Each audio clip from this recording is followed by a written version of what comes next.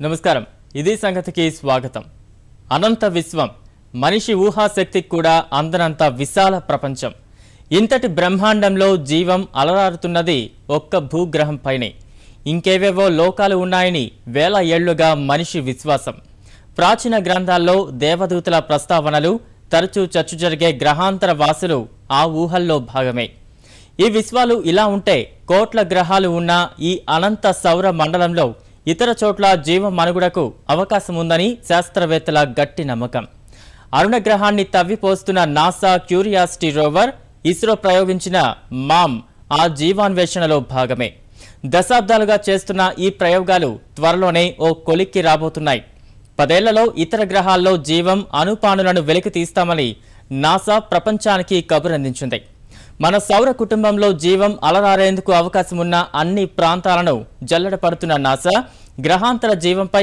ఓ నిర్ణయానికి వచ్చినట్లే కనిపిస్తోంది ఆ దిశలో మరిన్ని చారిత్రాత్మక ప్రయోగాలకు సిద్ధమవుతోంది గ్రహాంతర జీవం మంచి చెడులేమిటి శాస్త్రవేత్తల ప్రయోగాలు ఏ దశలో సాగుతున్నాయి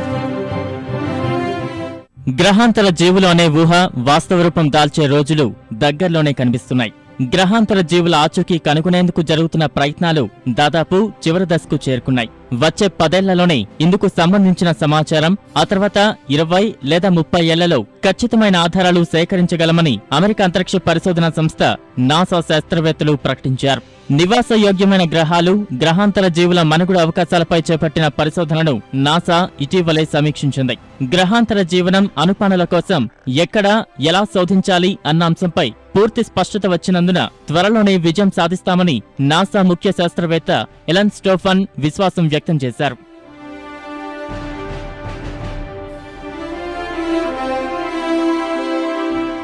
శాస్త్రవేత్తలు ఇంత స్పష్టంగా ప్రకటన చేయడం వెనుక బలమైన కారణాలే ఉన్నాయి సామాన్య మానవులు ఎన్నడూ చూడలేనంతటి సాంకేతిక పరిజ్ఞానం ప్రస్తుతం నాసా వద్ద అందుబాటులో ఉంది ఆ పరిజ్ఞానం ఆధారంగా దశాబ్దాలుగా విస్తృత పరిశోధనలు సాగిస్తూ వస్తోంది ఫలితంగా త్వరలోనే సౌర కుటుంబం లోపల బయట కూడా గ్రహాంతర జీవం ఆనవాళ్లను వెలికి తీయగలమని శాస్త్రవేత్తలు ఓ నిర్ణయానికొచ్చారు ఈ విషయంలో పూర్తి పురోగతి సాధించడంలో మనం ఒక తరం దూరంలో ఉన్నామని వారు విశ్లేషిస్తున్నారు శాస్త్రవేత్తల అంచనాలు ఫలించి మంచుతో నిండి ఉండే చంద్రుడు లేదా అంగారక గ్రహం మీదే ఇందుకు తగ్గ సమాచారం లభించినా ఆశ్చర్యం లేదు డెఫినెట్ గా ఈ విషయంలో ఎక్కడో ఒక చోట జీవం ఉంది అయితే అది ఎలా ఉంటుంది అంటే చిన్న మైక్రో ఆర్గానిజం నుంచి ఇంకా రకరకాలుగా ఫామ్స్లో ఉంటుందండి మనం ఊహించుకున్నట్టుగా గ్రీన్ కలర్లో ఏదో 4 చేతులు 6 చేతులు ఉన్నట్టుగా ఉండే అవకాశం ఎగ్జాక్ట్గా అయితే లేదు గురుగ్రహం చుట్టూ తిరుగుతున్న చంద్రమాలల్లో యూరోపా ఒకటయ్యి దాని ఒక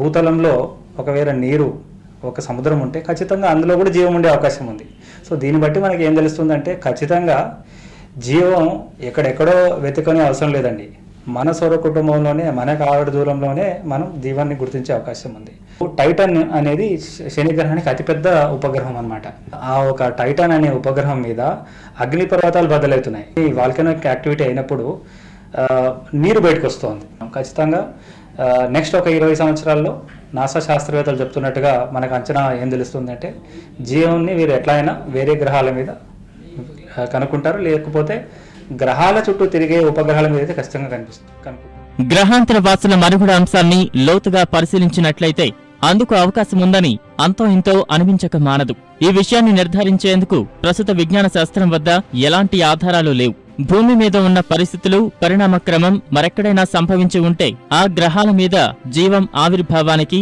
అవకాశం లేకపోలేదు ఆ జీవులు క్రమేణా పరిణామం చెంది మనకంటే ఎంత ఉన్నత స్థాయి జీవులుగానూ మారే అవకాశము ఉంది భూమికి సమీపంలో ఉన్నట్లుగా భావించే అంగారక గ్రహంపైకి నాసా ప్రయోగించిన క్యూరియాసిటీ రోవర్ చేరుకునేందుకు సుమారు ఏడాది కాలం పట్టింది 20 కోట్ల కిలోమీటర్ల దూరంలో ఉన్న అంగారకుడిపైకి వెళ్లేందుకే ఇంత సమయం పడితే ఎన్నో లక్షల కాంతి సంవత్సరాల దూరంలో ఉండే సౌర మండలాల్లోని గ్రహాల పరిస్థితుల గురించి తెలుసుకునేందుకు 100 ఏళ్లు పడుతుంది అక్కడ గ్రహాంతర వాసులు ఎవరైనా ఉన్నా వాళ్ళు భూమి దగ్గరకు వచ్చేందుకు అంతేకాలం పడుతుంది అందువల్ల గ్రహాంతర వాసులు ఎక్కడో చోట ఉన్నా వారిని మనం చూడడం ప్రస్తుతానికైతే అసాధ్యంగానే కనిపిస్తోంది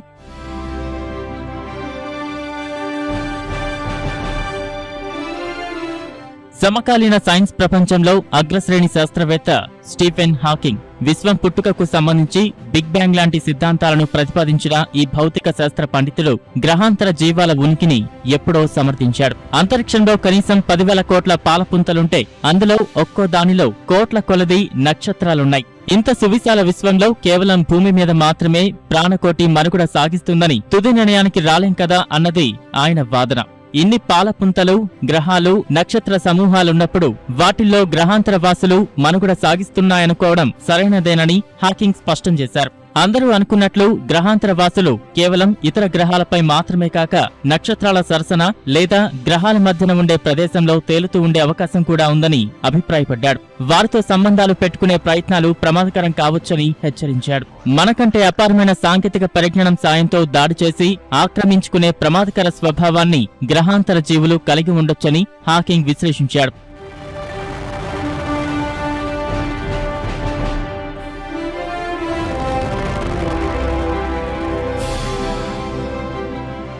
గ్రహాంతర వాసులు నిజంగా ఉంటే వాళ్ల రూపురేఖలు ఎలా ఉండే అవకాశం ఉందనే దానిపై అనేక అభిప్రాయాలున్నాయి. చాలా మంది భావించేటట్టుగా భూమి మీద జీవుల్లానే ఉండి లేక వారిలాగే బతకాలనే నిబంధనలేమీ లేవు. మనలా 2 కాళ్లు, 2 చేతులు, కళ్ళు వంటి అవయవాలతో ఉండాలని ఎలాంటి నియమమూ లేదు. ప్రతిరోజు ఏదో ఒక ఆహారాన్ని తీసుకోవాల్సిన అవసరము వారికి ఉండకపోవచ్చు. మనం ఆక్సిజన్ శ్వాసిస్తుంటే వారు నైట్రోజన్, మిథేన్ సాయంతో మనుగడ సాగిస్తూ ఉండొచ్చు. భూమి కంటే గురుత్వాకర్షణ శక్తి చాలా ఎక్కువగా ఉండే గ్రహాల మీద నివసించేవారు పొట్టిగా, లావుగా, దృఢంగా ఉంటే గురుత్వాకర్షణ శక్తి అంతగా లేని గ్రహాల మీది వారు పొడుగ్గా, సన్నగానూ ఉండొచ్చు. మనుషుల కన్నా కొన్ని లక్షలు లేదా కోట్ల సంవత్సరాల ముందే పుట్టిన గ్రహాంతర జీవులు మనకంటే అత్యంత తెలివైన వారుగా ఉండి అమితమైన సాంకేతిక అభివృద్ధి కలిగి ఉండే అవకాశమూ లేకపోలేదు. భూమిపై వేల ఏళ్లుగా ప్రస్థానం సాగిస్తున్న మనిషి యుగాల కాలం నుంచే అనంత విశ్వంలో ఇంకేవో శక్తివంతమైన ప్రాణులు ఉండే ఉంటాయని విశ్వసిస్తూ వస్తున్నాడు. హిందూ పురాణాలు, క్రైస్తవ మత గ్రంథాల్లో దేవతలు లేదా దేవదూతలు ఆకాశం నుంచి వస్తారన్న ఆలోచనలకు పునాది ఆ విశ్వాసమే. 5,000 ఏళ్ల నాటి పిరమిడ్లలోనూ గ్రహాంతర జీవులను పోలిన కుజ్జు చిత్రాలున్నాయి. 3,300 ఏళ్ల కిందటి ఈజిప్ట్ 19వ ఫారో చక్రవర్తి సేతి ఆలయంలో గ్రహాంతర వాసులను పోలిన బొమ్మలు కనిపిస్తాయి. నేటి ఇంజనీరింగ్ పరిజ్ఞానానికే సవాలుగా నిలిచే కట్టడాలను వేల ఏళ్ల కిందటే నిర్మించడం వెనుక గ్రహాంతర శక్తుల తోడ్పాటు ఉండి ఉండొచ్చని కొంతమంది విశ్వసిస్తారు. గ్రహాంతర జీవ మనుగడపై కొన్నేళ్లుగా జరుగుతున్న పరిశోధనల్లో ఆసక్తికర అంశాలు వెలుగులోకి వచ్చాయి. సౌర కుటుంబం, విశాలమైన పాలపుంతుల్లో కొన్ని చోట్ల వాతావరణం జీవం మనుగడకు వీలు కల్పించేదిగా ఉంది. గురుగ్రహం చందమామలు, యూరోపా, గెనీమేడ్, శనిగ్రహం చుట్టూ తిరిగే ఎన్సిలేడస్ ఉపగ్రహమే ఇందుకు నిదర్శనం. ఆయా చోట్ల మంచుతో నిండిన సముద్రాల అట్టడుగున జలాల్లో జీవం ఉండొచ్చని శాస్త్రవేత్తల అంచనా. అంగారక గ్రహంపైకి నాసా ప్రయోగించిన క్యూరియాసిటీ రోవర్ నైట్రోజన్ ఆనవాళ్లు కలిగిన కర్బన పదార్థాలను వెలికి తీసింది. జీవ మనుగడకు గల అవకాశాలను ఈ ఆధారాలు కొంతవరకు బలపరుస్తున్నాయి.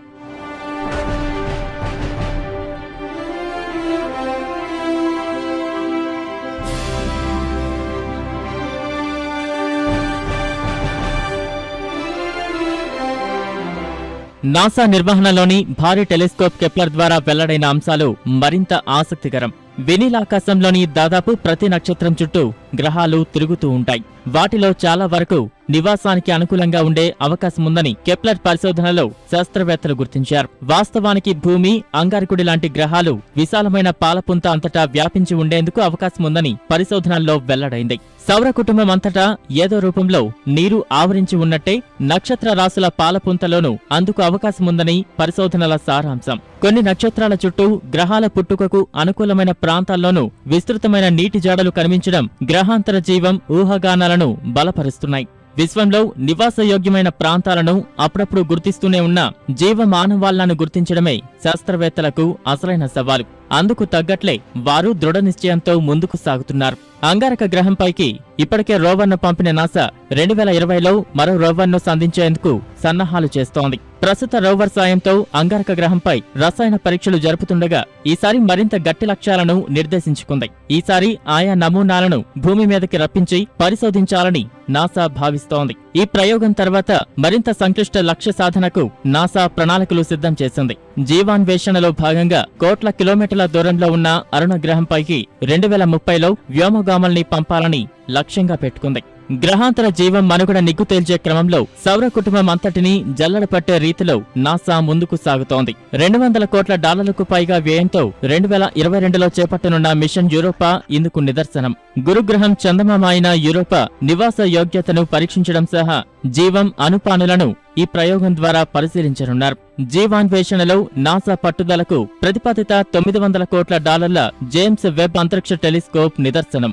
2018లో ఏర్పాటు చేయాలని భావిస్తున్న ఈ టెలిస్కోప్తో భూమిని పోలి ఉన్న అనేక గ్రహాల వాతావరణంలో జీవ మనుగడ అవకాశాలను పరిశోధించనున్నారు. ట్రాన్సిట్ స్పెక్ట్రోస్కోపీ అనే పద్ధతిలో ఆయా గ్రహాల మీదుగా ప్రసరించే నక్షత్రాల కాంతిని విశ్లేషించడం ద్వారా అక్కడి పరిస్థితులను అంచనా వేస్తారు. సౌర కుటుంబం ఆవల ఉన్న గ్రహాలను పరిశీలించాలంటే మాత్రం కొరోనాగ్రాఫ్ పద్ధతిలో చిత్రీకరించాల్సి ఉంటుంది. 2020లో ఏర్పాటు చేయనున్న ఇన్ఫ్రారెడ్ సర్వే టెలిస్కోప్ తో కొరోనాగ్రాఫ్ అందుబాటులోకి రానుంది. సుదూర తీరాల్లో జీవం గురించిన పరిశోధనల్లో సాధించాల్సింది చాలా ఉంది. ఇప్పుడు కాకపోయినా ఈ రహస్యాన్ని ఏదో రోజు ఛేదిస్తాడనడంలో సందేహం లేదు. ప్రస్తుతం ప్రపంచంలో డ్రోన్ యుగం నడుస్తోంది. మనిషి చేరలేని ఎత్తుల్లోనూ చేరుకోలేని ప్రదేశాల్లోనూ ఈ డ్రోన్ అద్భుతాలే చేస్తోంది. ఇంకా చెప్పాలంటే మనిషికి మూడో నేత్రమే అయింది. సంభ్రమాశ్చర్యాలకు గురి చేసే దృశ్యాలను ఒడిసి పట్టుకోవడంలో డ్రోన్లకు సాటి లేదు. తొలినాళ్లలో విహంగ వీక్షణానికి ఉపయోగపడిన విహంగ నేత్రాలు నేడు అందుబాటులో ఉన్న సాంకేతికత సాయంతో అద్భుతాలను ఆవిష్కరిస్తున్నాయి. పెను ఉత్పాతాల నుంచి మనిషిలోని ఉద్వేగాల వరకు అన్నింటినీ చక్కగా బంధిస్తున్నాయి. కళ్ళు చెదిరే అందాల సమాహారంతో మనోహర దృశ్య లోకానికి సాదర స్వాగతం పలుకుతున్నాయి డ్రోన్లు.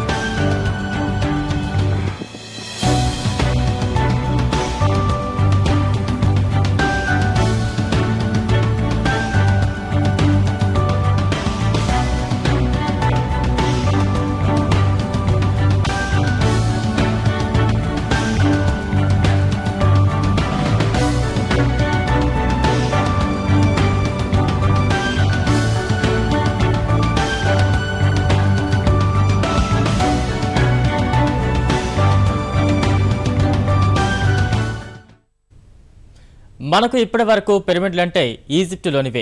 అవే అత్యంత పురాతనమైనవని అనుకుంటున్నాం. కానీ వాటికి 500 ఏళ్ల ముందే నైలు నది పరివాహకంలో పిరమిడ్లు వెలిసాయని ఎంతమందికి తెలుసు? అవే న్యూబియన్ పిరమిడ్స్. కుషితే సామ్రాజ్యంలో రాజవంశీకుల అంతిమ సంస్కారాల కోసం వీటిని నిర్మించారు. 4000 ఏళ్ల క్రితమే కాల్చిన ఇటుకల సాయంతో ఈ పిరమిడ్ల నిర్మాణం జరగడం విశేషం.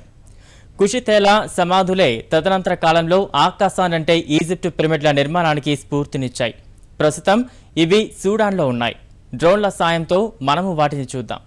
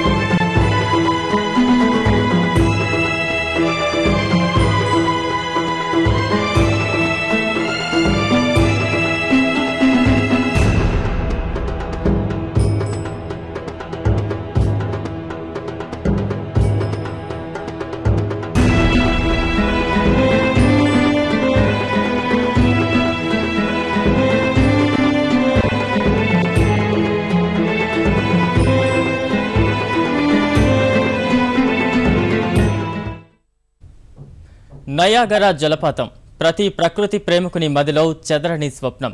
శ్వేతవర్ణం పులుముకున్న జలధార మరో లోకంలోకి తీసుకువెళ్తుంది. పచ్చని తివాచి పరుచుకున్నట్లుగా ఉండే పరిసరాల నడుమ తెల్లని ప్రవాహ సొగసులు కట్టిపడేస్తాయి. శిఖరాగ్రం నుంచి ఉవ్వెత్తున ఎగిసిపడుతున్న జలతరంగాల హోరు ముందు సప్త స్వరాలు సంగీత జోరు దిగదుడిపే. వీటికి తోడుగా సమీపంలోని ఆధునిక ఆకాశ హామ్యాలు సందర్శకులకు సరికొత్త అనుభూతిని మిగిల్చుతాయి. ప్రపంచ పర్యాటక దిగ్గజం నయాగరా చెంతకు చేరిన వారు సైతం పరిపూర్ణంగా ప్రకృతి రమణీయతను ఆస్వాదించడం కష్టం. ఇప్పుడు ఈ లోటును భర్తీ చేస్తూ అణువణువు కళ్ల ముందుకు తెస్తున్నాయి డ్రోన్లు.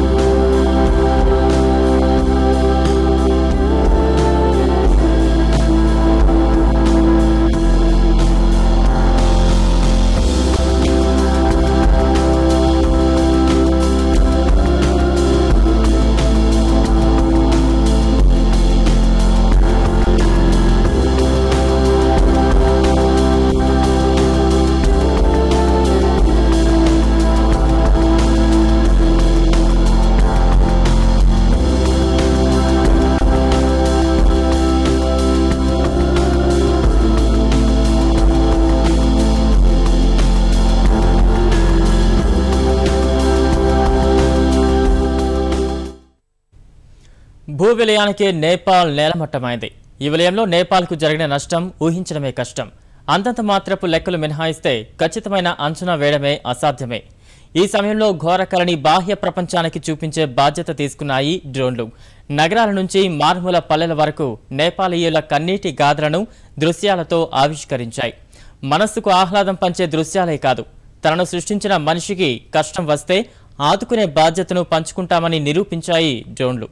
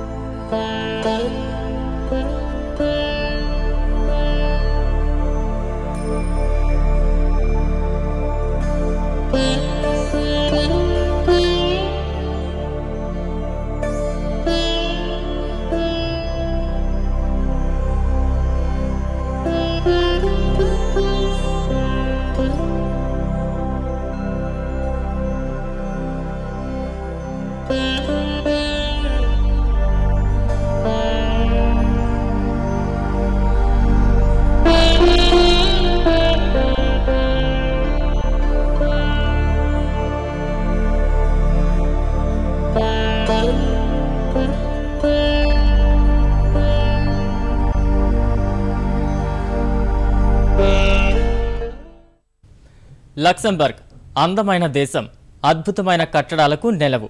లక్సెంబర్గ్ నగరాలే కాదు, పల్లెల్లో కూడా ఆకాశాన్నంటే హార్మ్యాలుంటాయి. ఇక పర్యాటక ప్రదేశాల గురించైతే చెప్పనక్కర్లేదు. సంధ్యా సమయంలో సముద్రం మీద నుంచి సూర్యుడు కిందకి జారుకునే దృశ్యం తప్పక చూడాల్సిందే. ఇన్ని ప్రత్యేకతలున్న లక్సెంబర్గ్ను డ్రోన్ సాయంతో మనము చూద్దాం.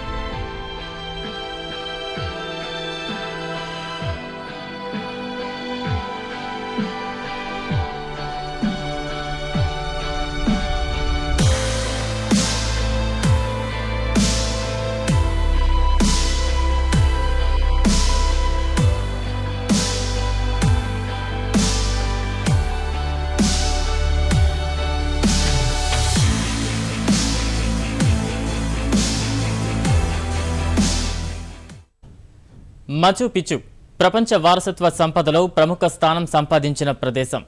పెరులో ఎత్తైన పర్వత శ్రేణులపైన నిర్మితమైన నగరం ఇది. 15వ శతాబ్దంలో ఈ నగర నిర్మాణం జరిగింది. ఆ తర్వాత కొన్ని కారణాల వల్ల ఆ సామ్రాజ్యం అంతరించింది. ఓ శతాబ్దం పాటు మచు పిచ్చు గురించి బాహ్య ప్రపంచానికి ఏ విధమైన సమాచారం లేదు. ఆ తర్వాత 1911లో హిరామ్ బిన్గమ్ అనే అమెరికన్ చరిత్రకారుడి వల్ల తిరిగి ప్రపంచానికి తెలిసింది. ఆకాశానంటే పర్వత శిఖరంపై ఉండే మచు పిచ్చుని డ్రోన్ సాయంతో మనము చూద్దాం.